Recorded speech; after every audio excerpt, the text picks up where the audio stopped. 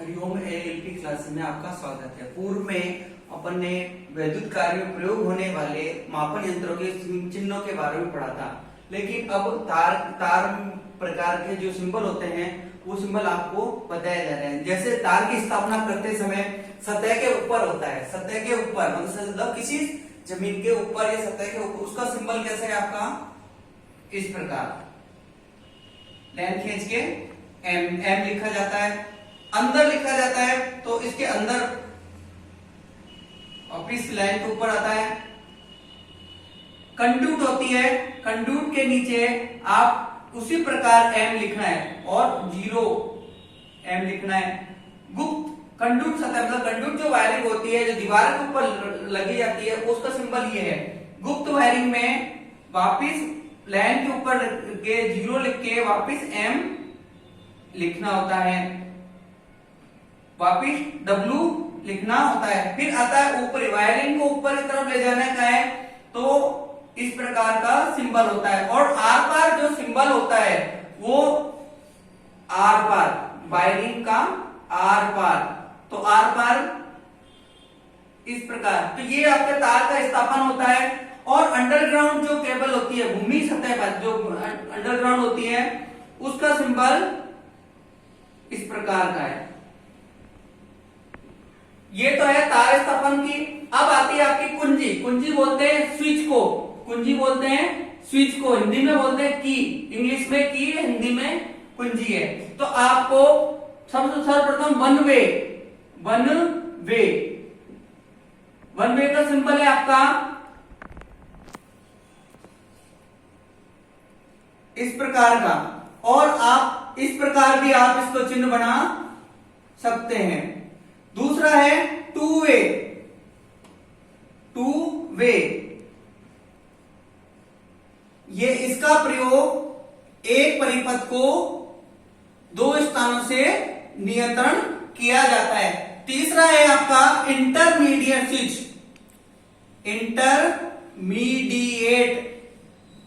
Switch, इसका प्रयोग एक युक्ति को 3 जगह से नियंत्रण किया जाता है। एक युक्ति को 3 जगह से नियंत्रण किया जाता है। उसका सिंबल है इस प्रकार का। आगे वाला है चिन्ह आईसीटीपी का पूर्ण नाम है, मैं शॉर्ट में लिख रहा हूं, आयरन कवर्ड ट्रिपल पोल। ये आपका थ्योरी में पूछा जाता है, प्रैक्टिकल में भी और ड्राइंग में भी। तो ट्रिपल पोल,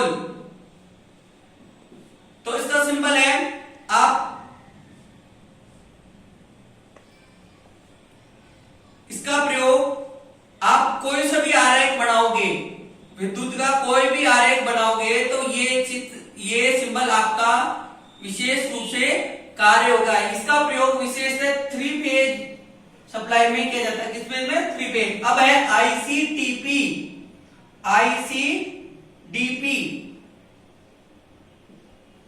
इसका पूरा नाम है आयरन कवर्ड डबल पोल। इसका सिंबल आएगा आपका इस प्रकार से। इसका प्रयोग होता है सिंगल फेज सप्लाई में। अब आगे इसका जो सिंबल आगे चलते हैं, पुश स्विच,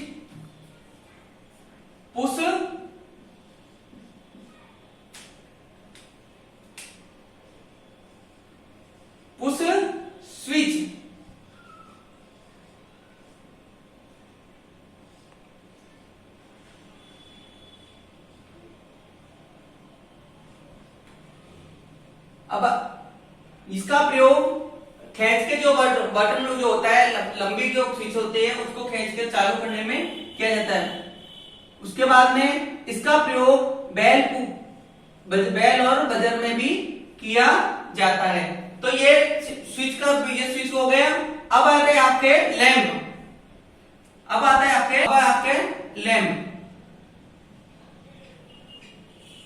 तो पहला है आपका सामान्य लैंप। सामान्य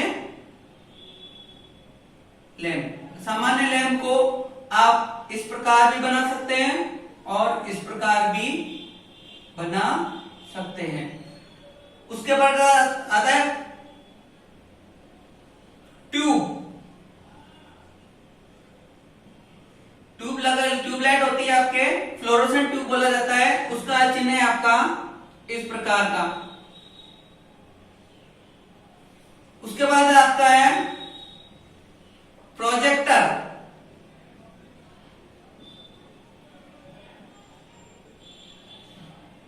प्रोजेक्टर का आपका सिंबल है, जो प्रोजेक्टर होता है इस प्रकार का।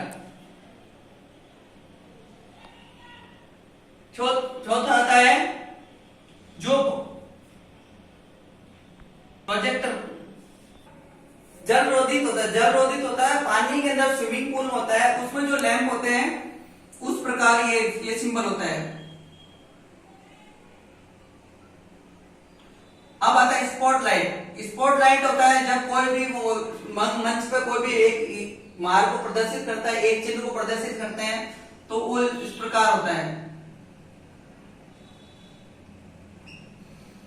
फिर आता है आपका छठा number emergency light. Emergency light. Emergency light का आपका होता है चिन्ह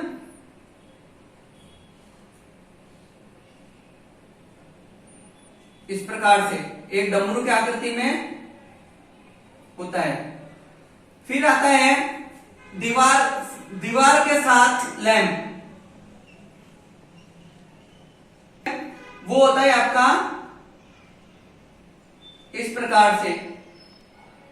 फिर आता है आठवां छत से लगा।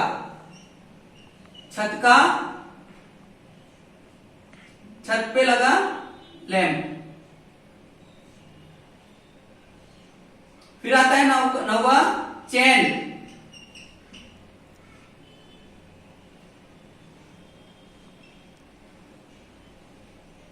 फिर 10वां आता है ब्रैकेट।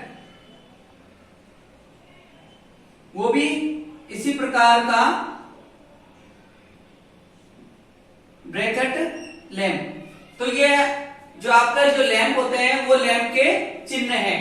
आप जो भी लेआउट बनाओगे या फिर कोई डायग्राम बनाओगे तो इन चिन्हों का विशेष प्रयोग होता है। अब उसके बाद में आता है आपका सॉकेट।